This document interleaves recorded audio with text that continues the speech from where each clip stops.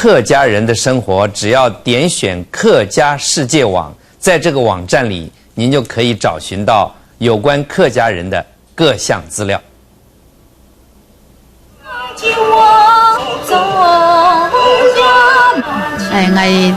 我2秒站地步做在学到的客家歌。许多客家人都会像这位陈小姐一样，在家没事都会上网唱唱客家歌。其实，在这个客家世界网站里，你还可以找到有关客家人的最新活动。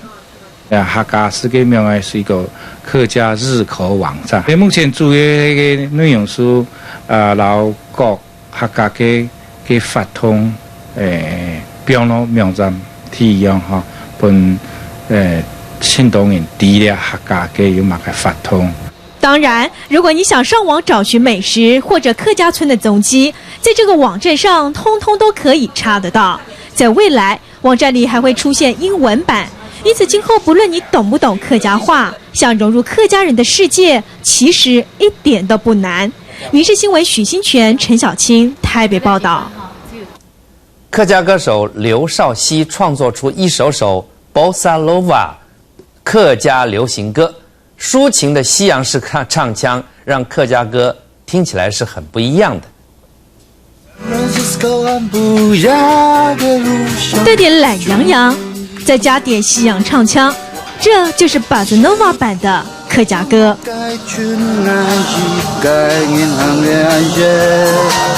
传统东西一做，然后我并没有反对的意思，不过我要去看一条新路去了。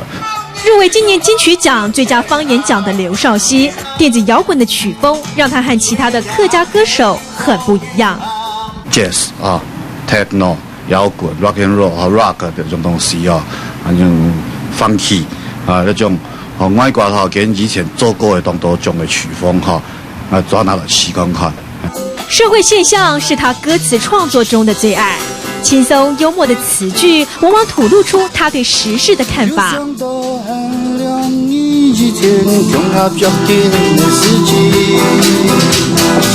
下回如果您听到这首歌，您可不要怀疑，这就是 Bossa Nova 版的客家流行歌。民视新闻许新全、陈小青台北报道。苗栗县公馆乡的客家庄有一间由中药房转型的茶坊。老板由于善于保存客家文化，大受消费者的青睐。打开中药的药柜，依稀还闻得到中药的味道。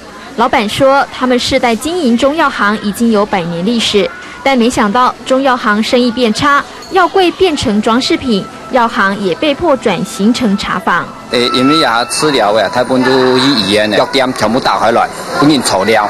一方面这个生活环境也改善了，天气也都在做生意，你说气候的。茶坊的装饰很有古代的风味，老板巧妙地用古时候的农具装饰店面，还把山水搬进店里，整个店感觉很有客家庄的味道。冬天然后这两片的环境冬好，有时都在片错他家朋友来在片错。除了店面的装饰很具古味，老板也把中药的专才用到餐饮上，配合养生推出的健康餐点，让茶坊有了新生命。难怪来到店里的客人好像是找到了歇脚处，一坐就是好久，乐得主人笑开怀。民视新闻邱俊超苗栗报道。